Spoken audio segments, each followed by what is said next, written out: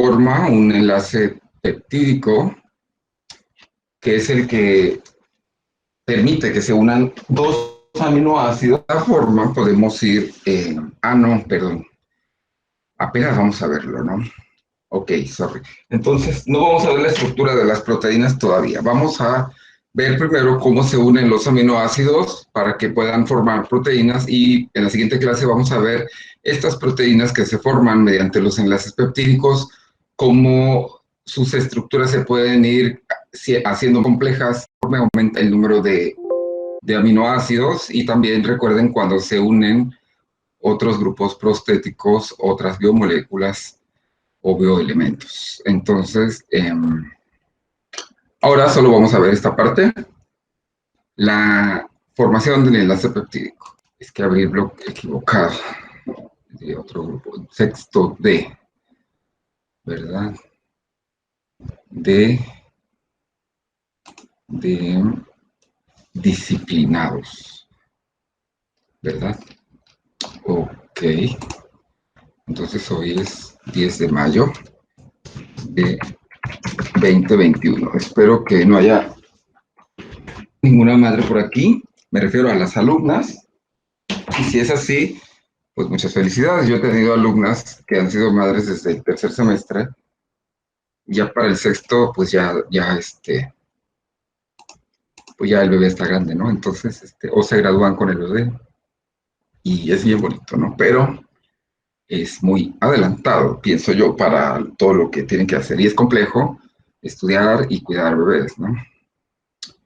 Y sobre todo también para los padres, ¿no? Si tienen que trabajar y estudiar, algunos tienen hasta que dejar la escuela, ¿no? Esto es lamentable. Entonces, pero bueno, es lamentable el hecho que se compliquen la vida, ¿no? De esta forma, pudiendo hacer las cosas paso a paso. Sin embargo, lo que no es lamentable, pues es la presencia de un bebé, ¿no? Eso, como dice, siempre es una bendición.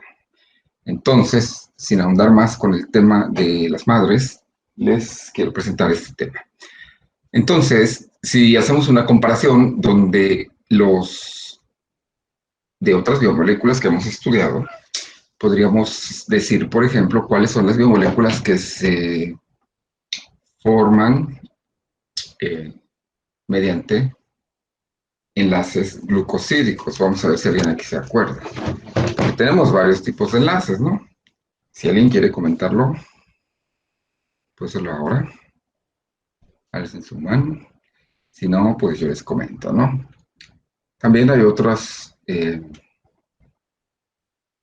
enlaces que se forman con los lípidos, sobre todo para la formación de ácidos grasos, y que este tipo de enlaces se llamaban tipo éster, ocurrían, por ejemplo, estoy hablando de la segunda biomolécula que vimos, porque la primera fueron los carbohidratos, que es donde estábamos hablando, ¿no? Que se forman carbohidratos complejos con la unión de varios carbohidratos simples y glucosídicos. Y estaba esperando si alguien quiere decirme cómo se llaman esos carbohidratos complejos que se forman por la unión de muchos carbohidratos simples mediante enlaces glucosídicos. Ahí está la pregunta. La otra ahora estaba diciéndoles que los ácidos grasos pueden tener reacciones también donde pueden fusionar sus moléculas, por ejemplo, el glicerol, que es una molécula de 3 átomos de carbono, con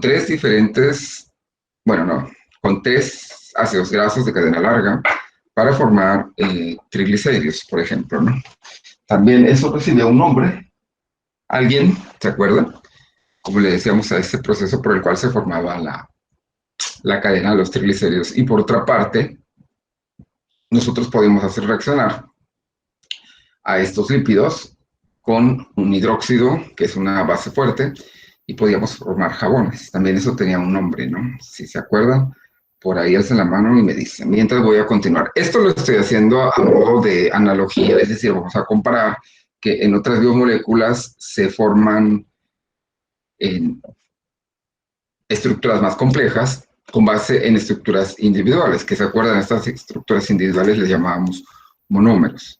Y también era importante saber que la unión de muchos monómeros formaban estas estructuras complejas, pero que en algunos casos tienen nombres específicos. Nayeli y Patricia, ¿Quiere comentar algo? Yo en el de la saponificación del jabón Dígame. es la saponificación. ¿Qué es la saponificación? Es cuando solo recuerdo que era lo de la formación del jabón. Ajá, pero a lo que estamos hablando ahorita son de reacciones químicas, ¿no? ¿Qué era lo que reaccionaba? Ay, no me acuerdo de eso. ¿Qué biomolécula de las que estuvimos hablando es la que reacciona con el ácido fuerte? Perdón, con la base fuerte. Son los lípidos, ¿no? Los jabones los hacemos con grasas, más un hidróxido. Entonces, la reacción entre hidróxido y ácidos grasos forma jabones. Todo eso se llama saponificación. Es importante no saber solamente el nombre de la reacción, sino quién está reaccionando, ¿no? Luis Enrique Jiménez. Sí, con lo que había mencionado de la cadena de triglicéridos, ¿cómo se formaba? O ya pasó esa pregunta. A ver, comenta, vamos a ver. Era por medio de, bueno, de lo que recuerdo de la glucogeneosis. No escuché bien, perdona. Por medio de usted mencionó que sí, por cuál proceso, y por lo que entiendo y recuerdo, por medio de la glucogeneosis. Gluconeogénesis, ¿quieres decir? Creo que sí. Gluconeogénesis. Bueno, sí, pero no es básicamente lo que yo estoy preguntando, porque la gluconeogénesis es un proceso inverso de la glucólisis. ¿Se acuerdan que la glucólisis es cuando la glucosa se desbarata en moléculas más pequeñas? Y la gluconeogénesis es que a partir de ácidos grasos se podían obtener, o también de proteínas, se podían obtener carbohidratos, pero vean que es un proceso todavía más complejo. El, el enlace que se presenta, o la reacción que se presenta con el glicerol y los ácidos grasos se llama esterificación. Acuérdense muy bien. Esterificación. Son enlaces tipo éster, porque es la molécula o el nombre del grupo funcional que se forma cuando se unen estos ácidos grasos con el glicerol. Muy bien, y entonces en los carbohidratos, la unión de muchos monosacáridos da lugar a polisacáridos, ¿verdad? Si son dos monosacáridos, se forma un disacárido. Y esto es relevante, ¿por qué? Porque ahorita vamos a ver al nivel individual, es decir, de los monómeros que forman una estructura, una molécula más compleja, cómo es este tipo de enlaces o de uniones, ¿verdad?, entre moléculas pequeñas. Como vimos, por ejemplo, cuando se unen dos monosacáridos, que daba lugar a un disacárido, y si le poníamos más, íbamos aumentando la cadena, pero siempre había un orden para que se formara el enlace glucosídico, que es el que ocurre cuando se unen carbohidratos simples.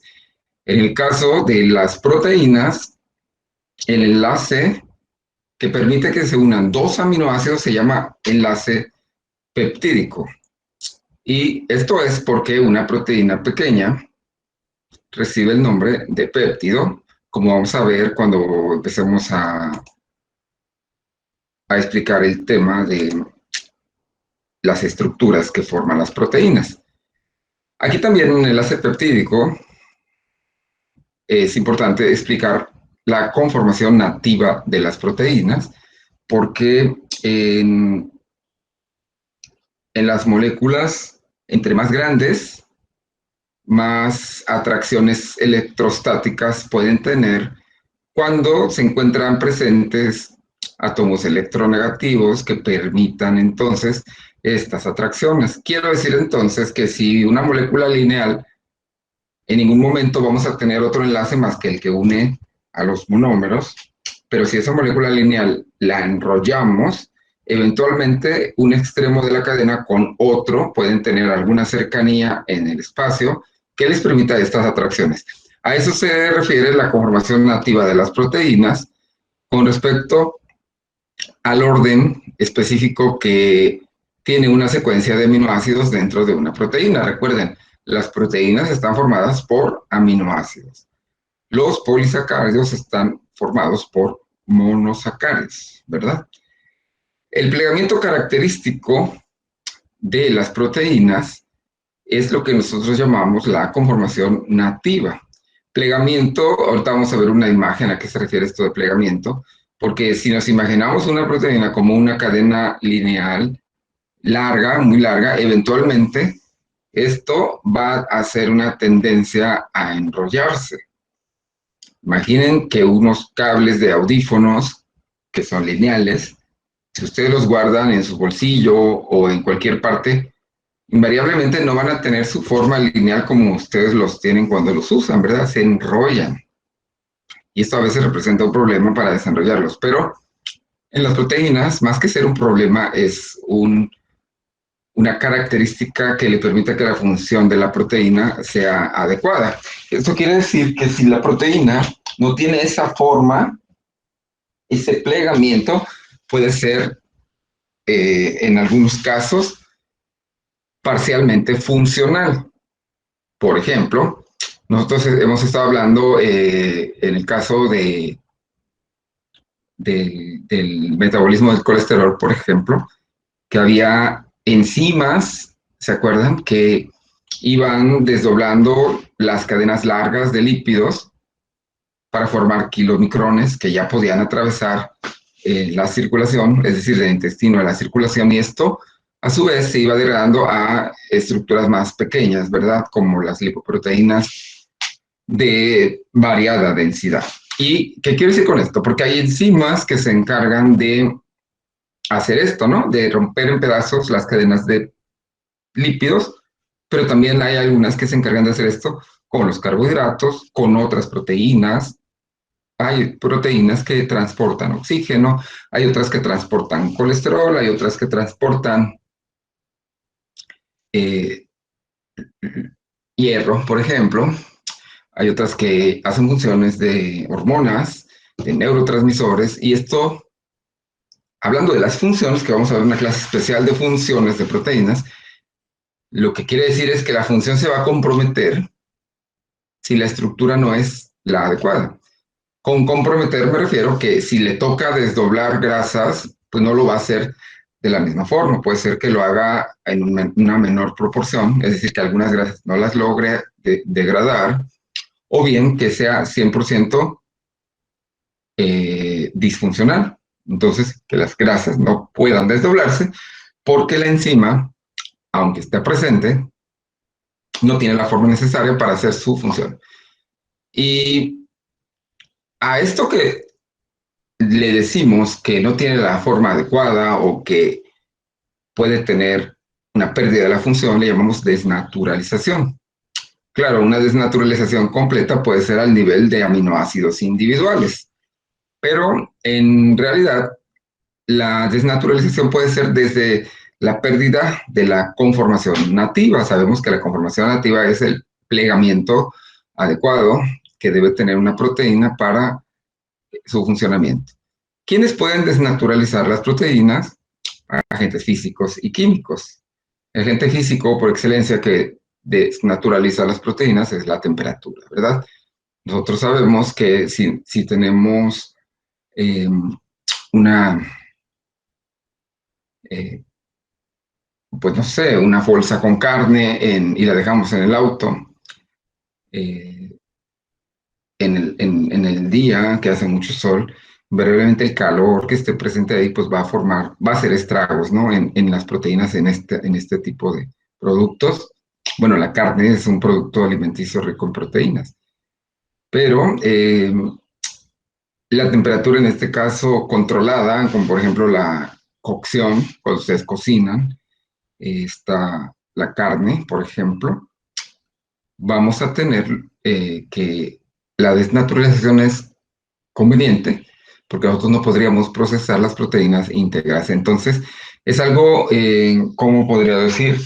Que al nivel biológico no debería pasar, pero a nivel como alimento, punto de vista diferente, sí, porque nosotros necesitamos que las proteínas ya vengan degradadas. En cambio, las proteínas que tenemos circulando en nuestro cuerpo deben tener su forma íntegra. Y con eso me refiero a lo siguiente. Vean, del lado izquierdo tenemos una imagen que corresponde a una proteína en estado nativo. Se refiere a que aquí, por ejemplo, en este extremo que estoy señalando, inicia, es el, digamos, el extremo donde se encuentra el grupo amino de este amino, del aminoácido terminal, ¿no?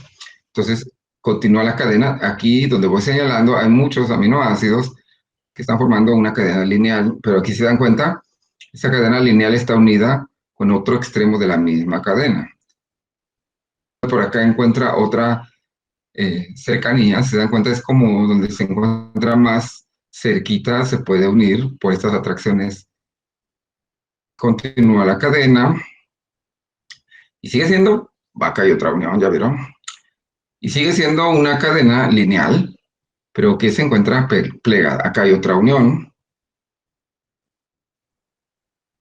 la proteína. Si nosotros rompemos estos enlaces que hacen estas uniones que permiten el plegamiento, pues tendríamos una cadena lineal donde pues no habría esta, que es a lo que le llamamos estado desnaturalizado. Ya les decía yo que una proteína se puede desnaturalizar incluso hasta el nivel de los aminoácidos individuales. Pero aquí tenemos que lo único que está pasando es que la cadena está completa. Perdido estos enlaces que están formados aquí, aminoácido que tiene azufre. Este es un ejemplo de los varios tipos de enlaces débiles que se pueden presentar en las proteínas. Estos puentes que forman los aminoácidos que tienen azufre, existe otro tipo de atracciones débiles que vamos a ver a continuación.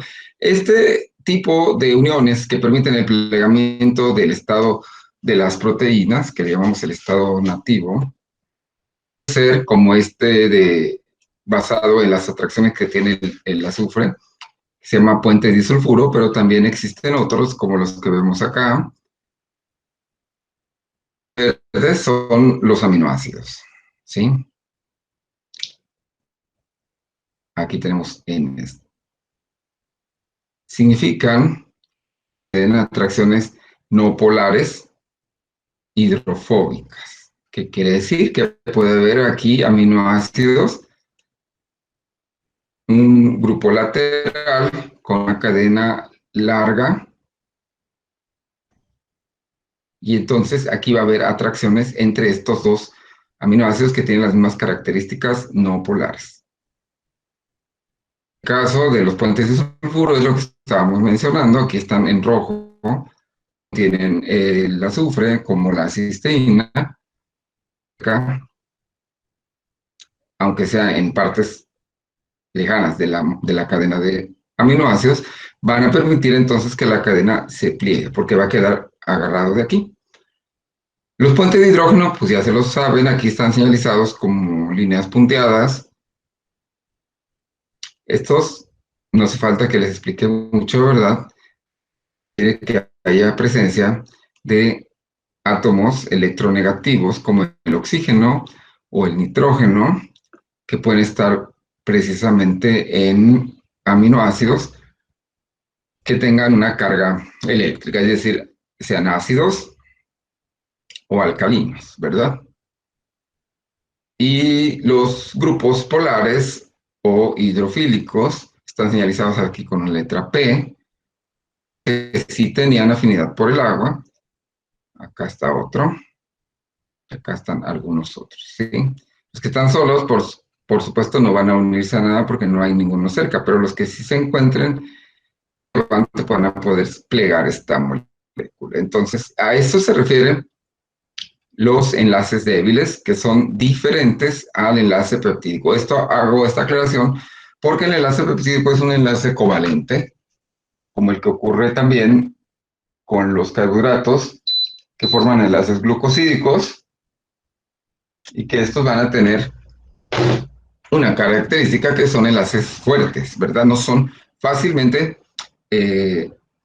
disociados, se requiere una mayor cantidad de energía. Sin embargo, por eso les llamamos a estos que vemos aquí atracciones no polares, polares de sulfuro o de hidrógeno, le llamamos atracciones débiles porque con temperatura o con todo lo que vimos o sustancias químicas como las que vimos en la diapositiva anterior, se pueden desnaturalizar y regresar a una estructura lineal de una proteína.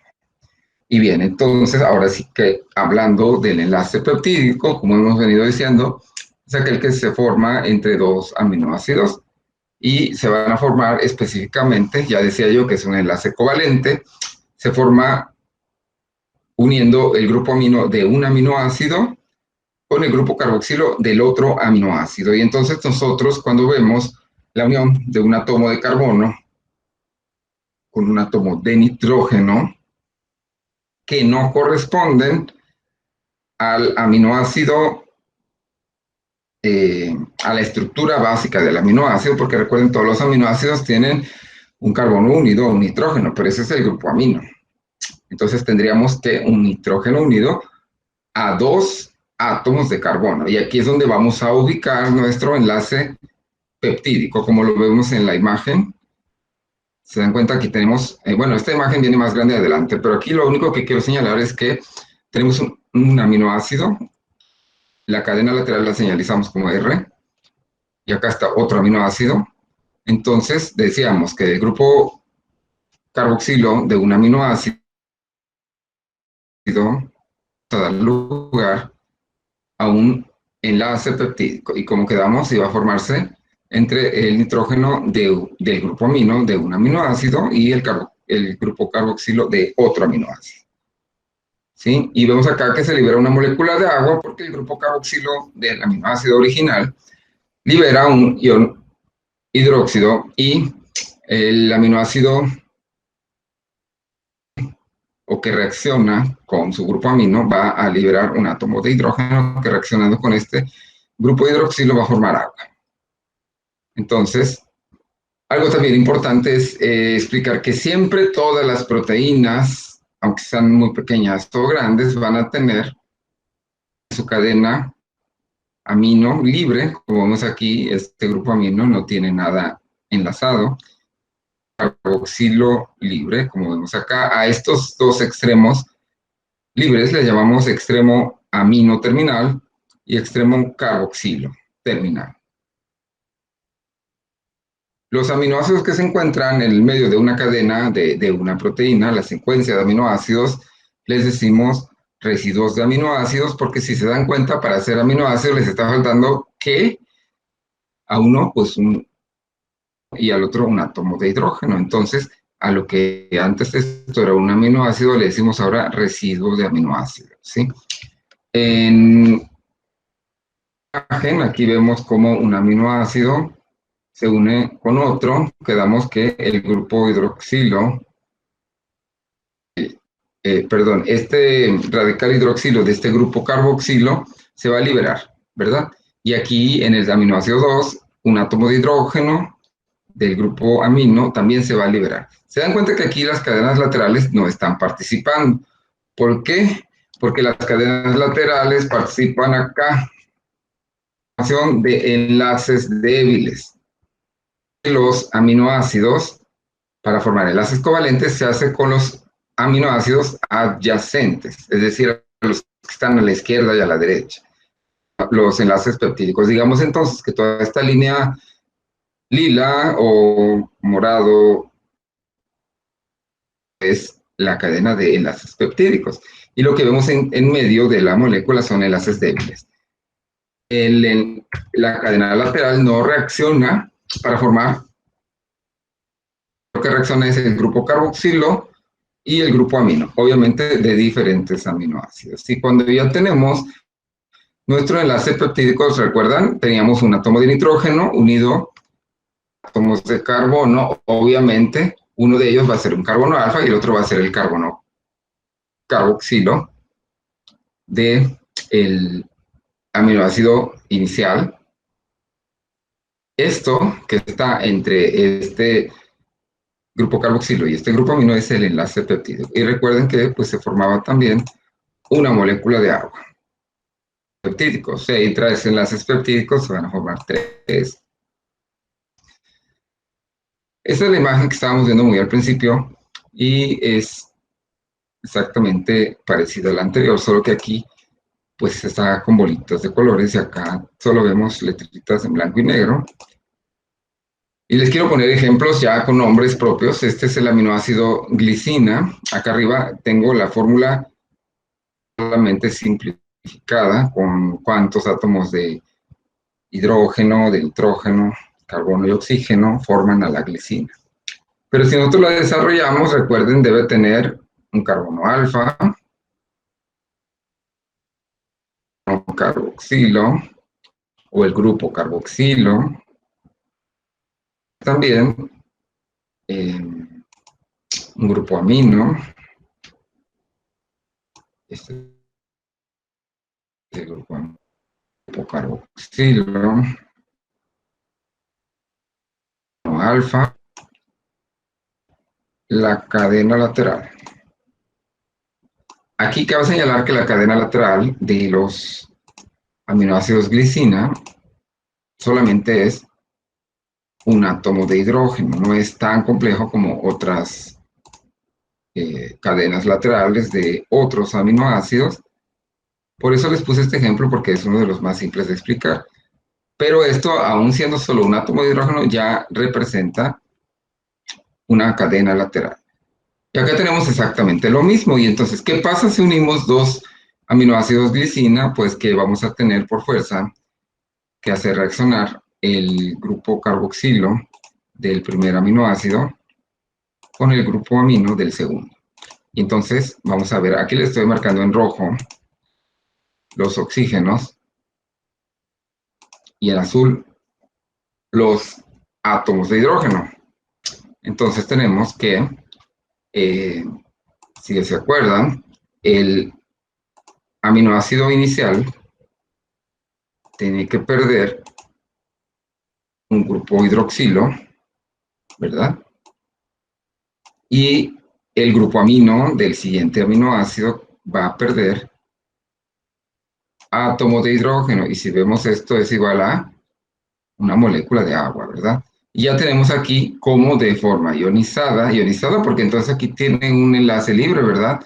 Y este también van a poderse unir este carbono del grupo carboxilo de este aminoácido, o de la glicina 1, y acá el nitrógeno del grupo amino de la glicina 2. Y pierden entonces esta molécula de agua, ya se fue, quedan aquí, como yo les dije, con una carga, un enlace disponible, para que entonces, si nosotros los unimos, queda de esta manera. Y aquí podemos ubicar, como yo les decía, si vemos un nitrógeno intermedio, por aquí debe estar el enlace peptídico, pero ojo, aquí donde creen ustedes que pudiera estar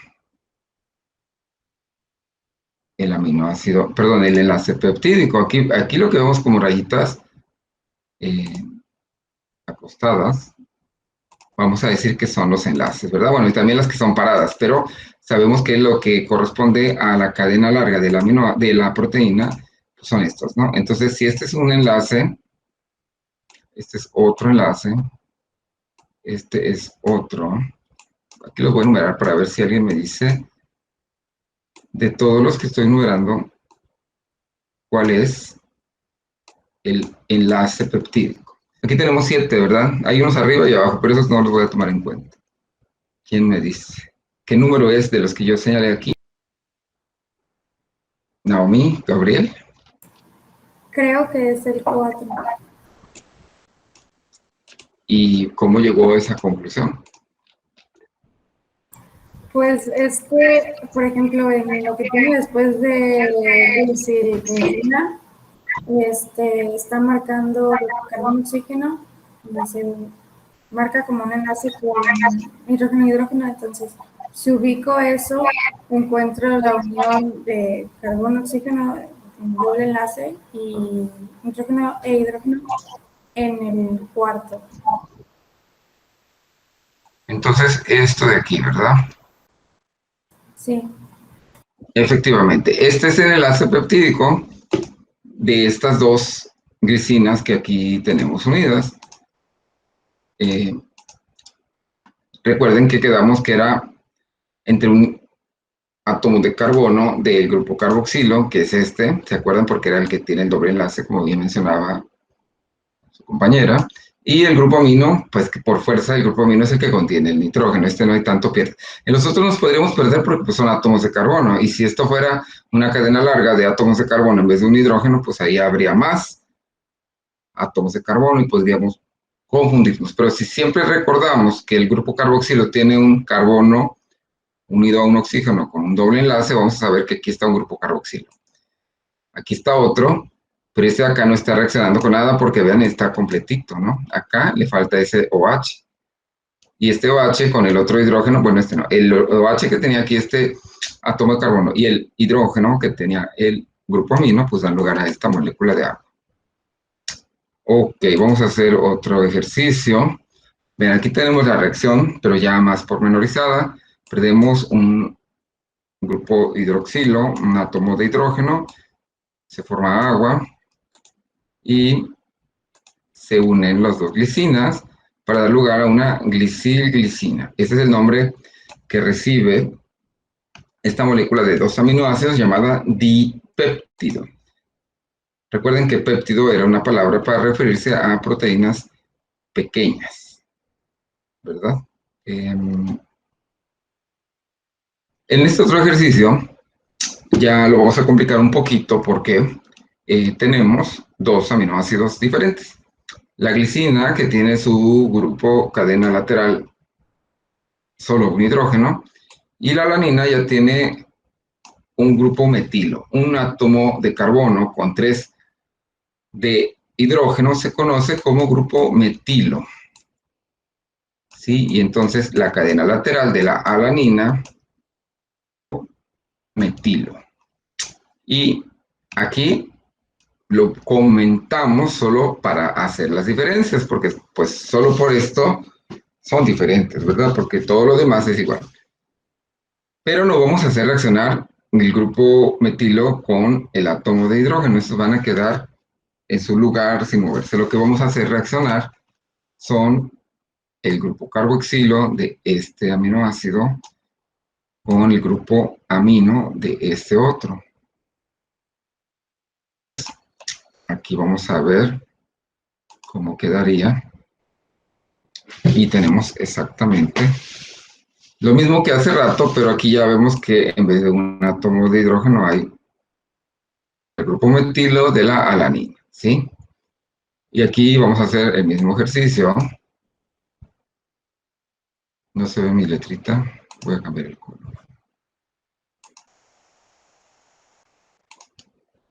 A ver, este es 1, 2, 3, 4, 5, 6 y 7. Aquí tenemos 7 enlaces en esta cadena lineal, y cuál corresponde al enlace peptídico de este dipéptido llamado glicilalanina.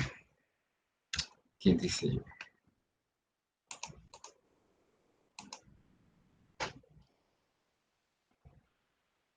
En los números que les puse yo ahí en esta diapositiva.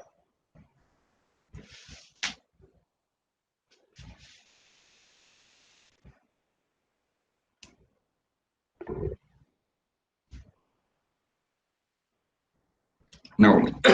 Naomi, comente. Pues también el 4 es donde está unido el grupo amino y el grupo carboxilo. Claro, aquí no hay cambio porque pues los aminoácidos tienen la misma extensión, ¿verdad? Lo que quedamos que iba a cambiar son las cadenas laterales. Muy bien, Naomi. Ahorita vamos a complicarlo un poquito más porque vamos a hacer una proteína o un péptido un poquito más grande. Pero van a ver. Bueno, esto sería básicamente lo mismo. Aquí lo que vamos a tener es que son 2 alaninas en vez de 2 glicinas o en vez de una glicina y una alanina, ¿no? Y esto va a ser exactamente lo mismo. La unión es entre el grupo y el grupo amino, ¿verdad? Liberando una molécula de agua. Y esto así lo tenemos, ¿verdad? Y se llama alanil alanina. Y aquí tenemos nuestro flamante enlace peptídico. A donde yo les quería pedir que hicieran ustedes su propio ejercicio es con este de 3 aminoácidos. Entonces, por favor, en una cadena lineal, lineal así como la vemos aquí,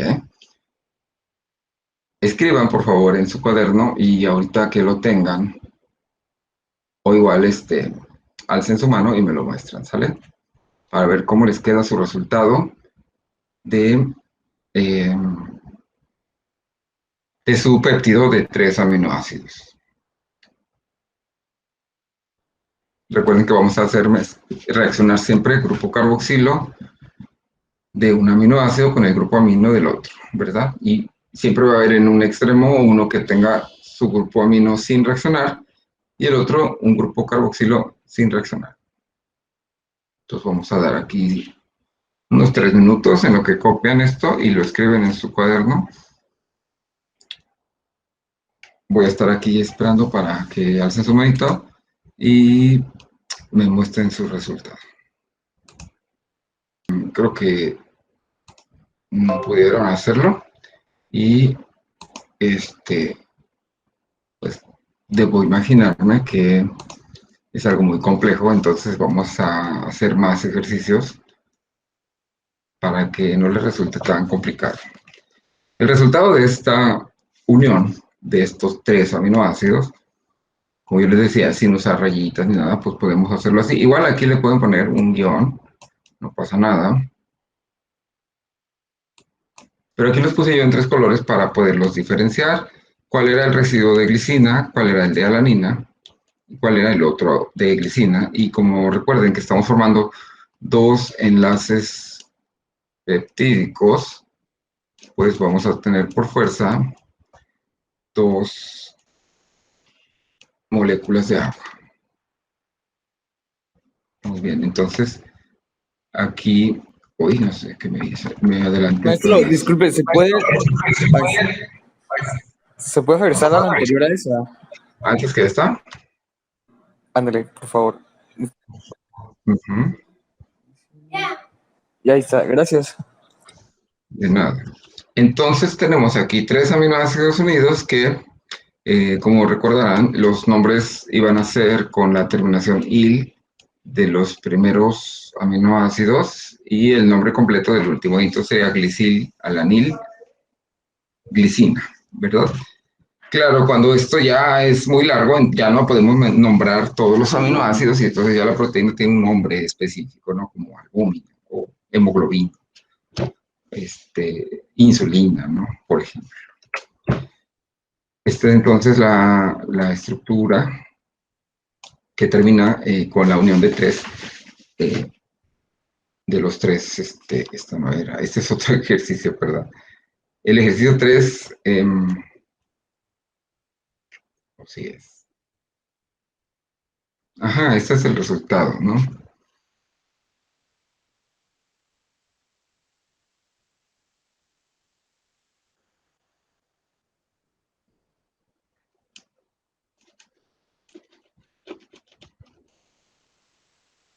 Bueno, aquí ya les puse en rojo donde están los enlaces peptídicos de este tripéptido, pero yo les quiero poner otro ejercicio con más aminoácidos, pero como que se anda bloqueando mi computadora. Ahora sí ya. A ver, a ver. ¿Será que este no es?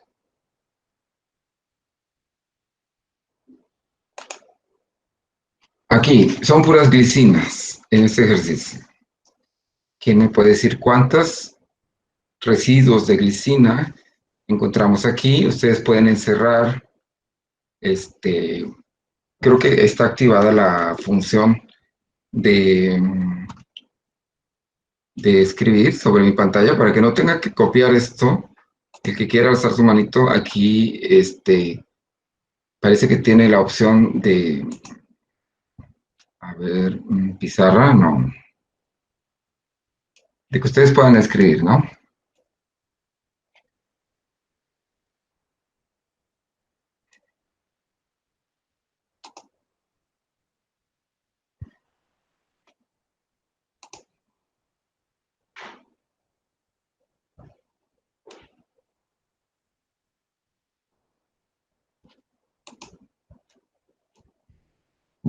no sé cómo permitir que ustedes rayen en mi pantalla, pero así, solamente contando los enlaces, pueden decirme, ¿no? ¿Cuántos residuos hay aquí?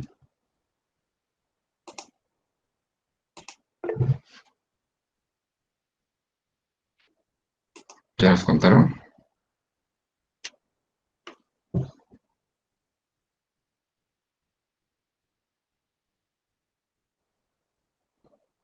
Bueno, para no entretenerlos y estresarlos, que es lo que menos quiero, ¿verdad? Que tengan este tipo de problemas.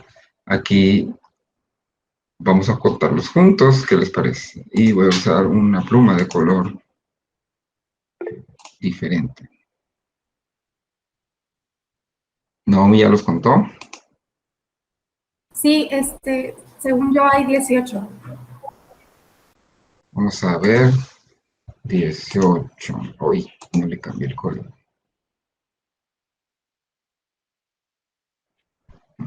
Aquí de rojo. Entonces, ¿se acuerdan que buscamos donde haya los átomos de nitrógeno? Pues obviamente este no, porque este es nuestro de nitrógeno.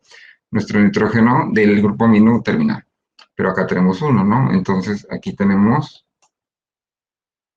uno. Ay, no escribo bonito, perdón. Uno. Por acá. 2. 3. Pero aquí estoy contando, perdón, estoy contando fíjense la pregunta como dice, ¿cuántos residuos de glicina tiene este péptido? Nos dice cuántos enlaces peptídicos tiene, porque aquí yo lo que estaba contando eran los enlaces peptídicos. Entonces voy a regresarme y voy a señalar mejor los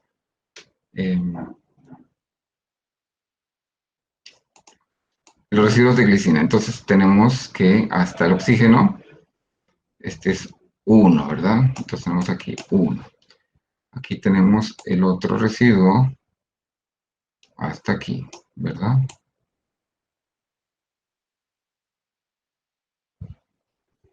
Si ustedes son observadores, van a notar que todos los residuos inician con una NH y terminan con un carbono y un oxígeno. Entonces aquí tenemos 2, 3, 4,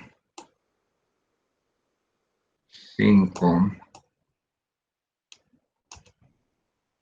7,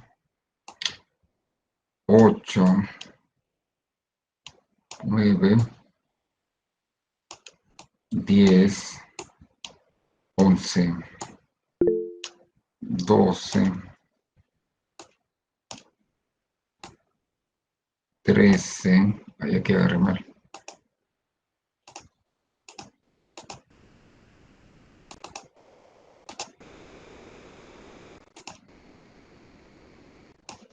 'Me quedé contando 4, que era aquí, 5, 6, 7, 8, 9, 10, 11, 12,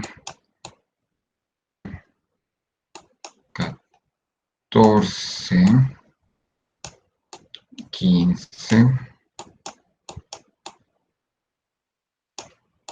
16. No es que desconfíe de la compañera, estoy contando para que los demás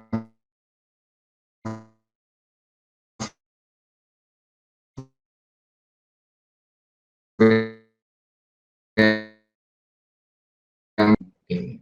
17, pero esto ocurre cuando contamos los enlaces peptídicos, ¿verdad? Porque si son 18, por fuerza va a haber 17 enlaces peptídicos.